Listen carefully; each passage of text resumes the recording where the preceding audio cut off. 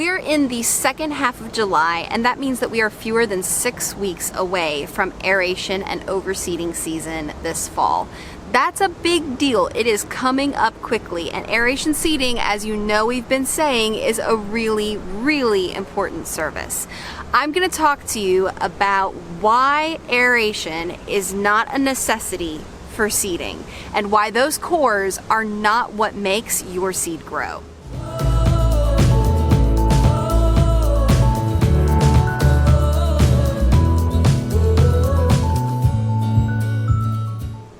I hear this misconception so often from both professionals and homeowners that I work with. It's really interesting because in our area, the Richmond area of Virginia, because we're in this transition zone, seeding is pretty much an annual necessity. A great enough percentage of the fescue population in a lawn in our area each year dies off from natural causes. It's not an ideal environment the way that it is in states further north and in the Midwest. That's why it's a standard here to overseed these fescue lawns on a yearly basis. We're not getting the lateral spread from warm season lawns further south, and we're not getting that rich continued population the way that they are up north. So with that, historically core aeration has been paired beautifully with seed, and it is a good thing to have them done together. It's a big event. It just goes ahead and gets it all covered. And those cores that are being removed from the soil and the holes that are left behind act as a nice little nest for that grass seed, right? And as a result, if you have a bare area, you see that seed germinating and coming up in those cores before you see it on the surface level of the ground that wasn't aerated. As a result, that has ended up kind of creating this misperception that those cores are what is making that grass grow. You have to have that hole in order to get the seed to germinate, and that's really not the case. In just a few minutes, I'm going to show you a perfect science experiment example that proves that you do not need to core aerate in order to get grass seed to germinate. But let's think about it real quick and just realize that there are real world examples every year right in front of us. Raise your hand if you have ever had your lawn overseeded and ended up getting grass growing in places you did not want it.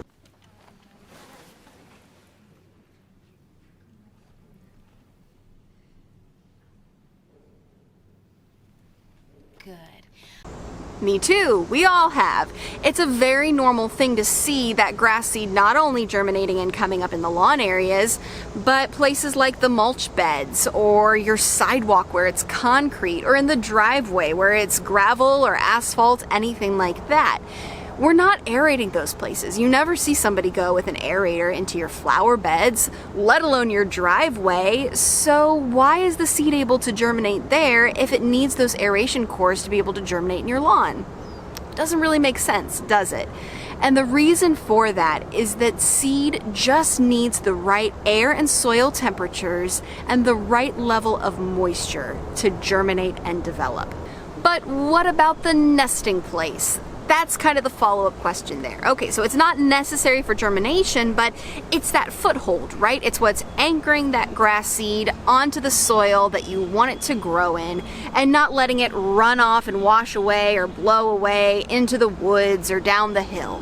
That's a good idea, and that's a good thought. It makes sense. And for bare lawns, that is true. You do want those cores to be that foothold and anchor that seed in during the time that it is sensitive and susceptible to being moved as a force of rain or anything else. But what if your established lawn, which 80% of Picture Perfect clients each year have because they've been with us for a season, or they came from another company, or they bought an established lawn with their house. You have that established lawn, that's your anchor, that's your foothold. That mature turf supports and holds in and shelters that baby grass seed actually better than an aeration core is going to.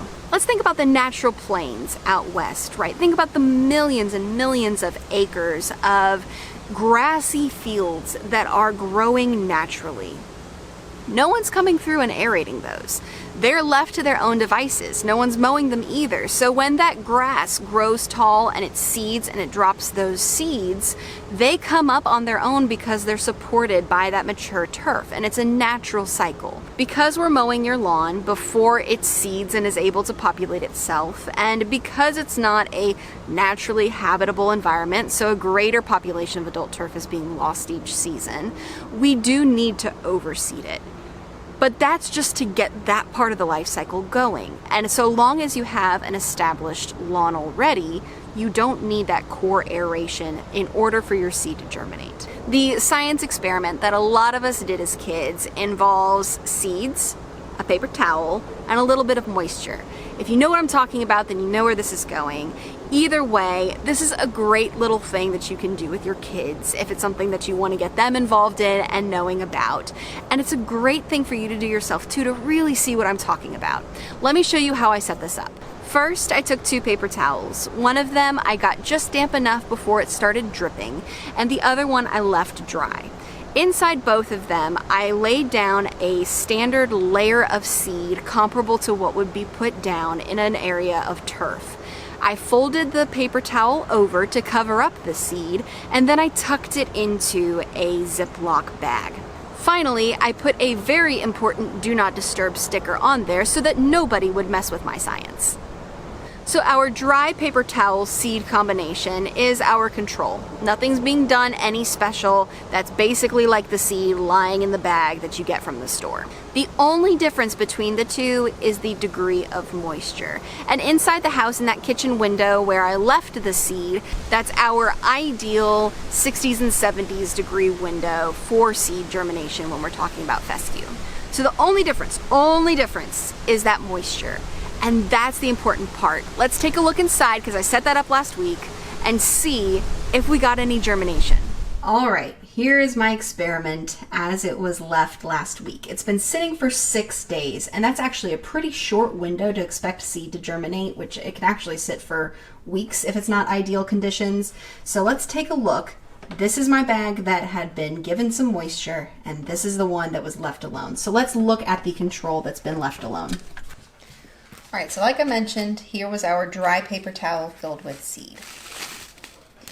You can see a lot of the seed has been left behind in the bag because that moisture too is a really important anchor.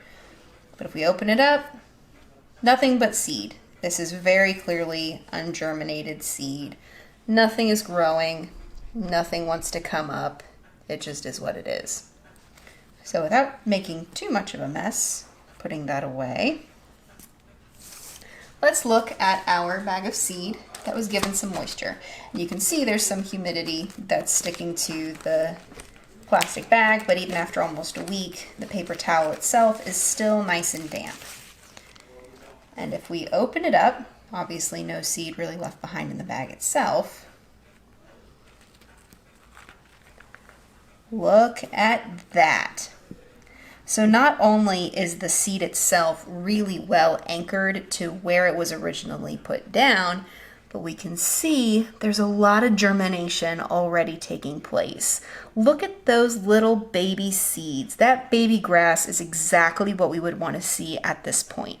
And you can tell how delicate that is.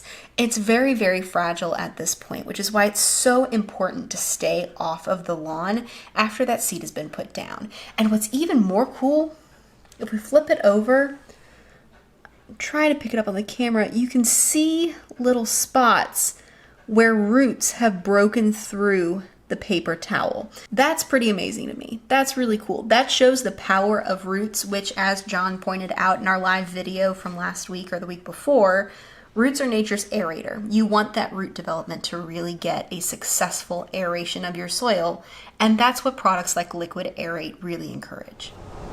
So there it is, my irrefutable proof that you do not need to core aerate in order to get seed to germinate. Because guess what? I have a secret you may not realize, but that paper towel wasn't aerated.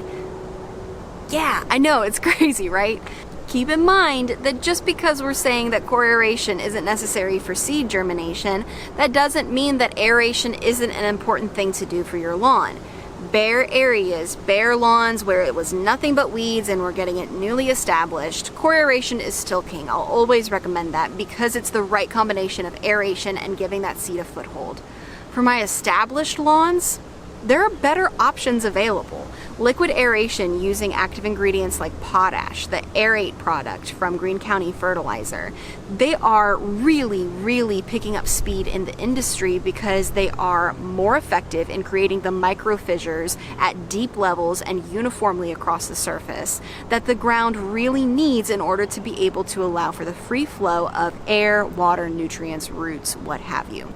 I could go on and on about liquid aeration, and I'm really hoping that Picture Perfect clients will start to transition to this if their lawn is established because it's a great option. But you can check out more on that in our video that we did all about it, as well as the live show with John Perry, the creator of Aerate, that you can also view through our channel. Check it out, it is great information, but my point here is that those cores are valuable for bare areas, but not necessary for established lawns. I appreciate you guys watching. Stay tuned as our next video talks about the process of aeration and seeding with Picture Perfect, whether it's core, liquid, whether we're overseeding a bare area or an established lawn. I walk you through step by step what you can expect from our company and what hopefully are tips and tricks that other professionals can use to make sure that their service is successful and really user-friendly for their clients. If you have any questions about anything to do with aeration seeding, ask me in the comments below, and while you're down there, be sure to subscribe, ring that bell so that you can stay up to date on the videos Tuesdays and Thursdays that we are putting out about not only aeration seeding, but everything to do with your lawn as well. We'll talk to you guys soon. Have a picture perfect day.